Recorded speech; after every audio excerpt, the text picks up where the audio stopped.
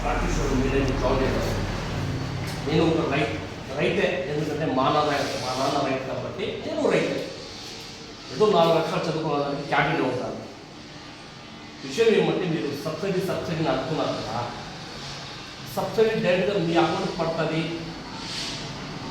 మీ అకౌంట్కే పడుతుంది, మా అకౌంట్ పడదు. అది చెప్పక ఒక నిమిషం. సబ్సిడీ ఏవి లేవు. కొన్ని వేలాది ట్రాక్టర్స్ మ్యానుఫ్యాక్చర్ అయిపోతాయి, తయారైపోయి ఎవరు కొనుక్కున్న రైతు మీద రైతు కొనుక్కున్నా ఓడిపోతాయి పంటలు. దానికి నాన్న డీలర్ ఏం చేస్తాడు, గవర్నమెంట్ ఆఫీసర్ దగ్గర మాట్లాడుకొని నీకు ఇంత పర్సెంటేజ్ ఇస్తాను సార్, నీకు ఇన్ని లక్షలు ఇస్తాను నా కంపెనీ నుంచి, నాకు సబ్సిడీ పెట్టి ఇచ్చి రైతులకి ట్రాక్టర్స్ అమ్మి అని దీని రేట్ అయిపోయింది కదా. వాడు 2 లక్షలు బండి, 2 లక్షలు సబ్సిడీ అంటే 5 లక్షలు అవుతారు. పడేది 5.5 లక్షలే బండి.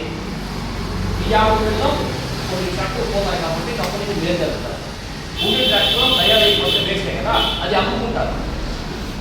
అది 20 HP PTO లోపల ఉండాలి సబ్సిడీ రావాలంటే. 20 HP PTO ఏం చేసుకుంటారు మీరు?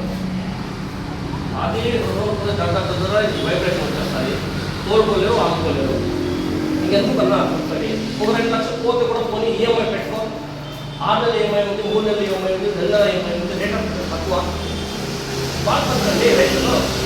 ఏదో ఆశపడతారో అది రాదు. కింద పడేది ఎవరు? ఏమని గారు నేను కూడా దాని మహిమలో సూచకు వచ్చింది. వాళ్ళ చూస్తే కొట్టుకోవడం కష్టం. 2 రౌండ్లు వేస్తే అలాగే ఈ బండి టెస్ట్లో వెళ్ళిపోతుంది.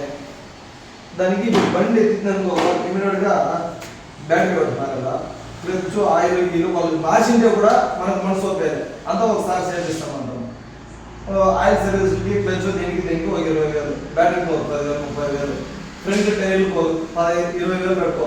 15కి ఇస్తే కూడా 30,000, అంతా 60,000 సెలవు అవుతుంది. దాని జోకి ఇంకొక 40,000 వేస్తుంది. ₹1,00,000 డౌన్ పేమెంట్. 6 నెలలకు ఒక ఈఎంఐ 97,000. ఈఎంఐ కూడా చెప్పే ఈఎంఐ కూడా 60,000 వేస్తాం. 6 నెలలకు ఒక ఈఎంఐ. ఎందుకంటే 3 నెలలు కూడా వేసుకోవచ్చు, 6 నెలలు కూడా వేసుకోవచ్చు. 3 నెలలకు ఉంది. 6 నెలలకి నీకు ఈయన అంటే కూడా 30 అంటే 180 దినాలు. దినానికి 1000 రూపాయలు అయిపోయింటే కూడా 1,80,000. 80,000 పక్కన ₹1,00,000 ఈఎంఐ కట్టుకుంటే షోరూమ్ బండి ఎత్తుకోకపోతే 10,000 నాకు అవకాశం కదా. టైర్లు పోర్షన్ అనే బాధలేదు. అన్నీ ఎత్తుకోవాల్సిన షోరూమ్ బండి ఆయిల్ చేంజ్ చేయాలనే బాధలేదు. ఇప్పుడు ఎత్తుకోకపోతే ఇంకొక 5 ఏళ్ళు అప్పటికే కనుక ఉండిపోతుంది. అదన్నా సన్నాపటం వచ్చి కనుకో రామయ్య సంపాదిస్తాం, దానికి కొంచెం పడతాం మనం. మొత్తం ఇప్పుడు అప్పో చేసి బండి ఎత్తుకొని వస్తాం. ఎంతో మంది రిటర్న్ వస్తే ఏమై కొట్టుకొని తీసుకుంటున్నావు. ఇంకో విషయం అన్నా, నా బండి రేట్ ఎక్కువ అని ఇప్పుడు తెలుసు. దీనికి చెప్తాను చూడన్నా, రోడ్ మీద మనం పయ్యేది, చేనులో గిన్నెలోనే పయ్యేది. స్పెండర్ పల్సర్ బుల్లెట్ లీటర్ తాగితే కూడా మనం 50 బయటకు ఎక్కేస్తాం. కరెక్టా? మైలేజ్ వచ్చేటప్పుడు నాకు భయపెట్టి 50 HP బండి తోతా ఉంటాయి.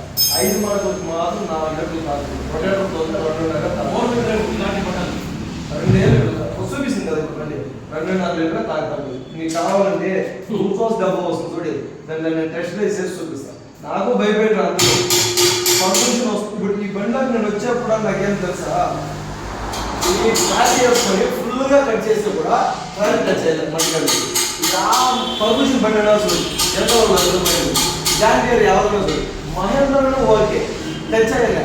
కానీ మహేంద్రలో ఇంకోటి ఏంటంటే వేరు రైతు మనకు ఆ కాలం తినేవారు 10, ఈ కాలం తినేది 50-60. వేరు బట్టి వస్తే వేరే వర్క్స్ కంప్లైంట్ వస్తుంది. మన గారు దాన్ని మనకు వేరే మైన్ ఏమంటే పడుతుంది కానీ మనకి చాలా మైన్ ఏమంటే ఒక బండి ఎత్తుకోపోయి 4 నెలలు అయితే తిరిగి వస్తుందంటే అలా లేకుండా ఫీచర్స్ ఇస్తారు బండిలో. ఇంతకుముందు కీప్యాడ్ వాడతారు, స్మార్ట్ ఫోన్ ఎలా వచ్చాడో ఆ విధంగా నాకు టెక్నాలజీ ముందడుగు power sharing displace cutting cooling capacity, backup torque, front to back equal fast, cooling capacity, lag వస్తుంది, 0% కటింగ్, మీకు మెయింటెనెన్స్ 0, ఆయిల్ సర్వీస్ చెప్తా. అది 500 గంటలు ఒక సర్వీస్. అవన్నీ మీరు చెప్తుంటారు. అన్ని బండ్లు 250 వస్తుంది, పికప్ వస్తుంది. నీకు అన్న ఖర్చు బండి ఖర్చుగా ఉంటాను. నేను వేరే చెప్తాను.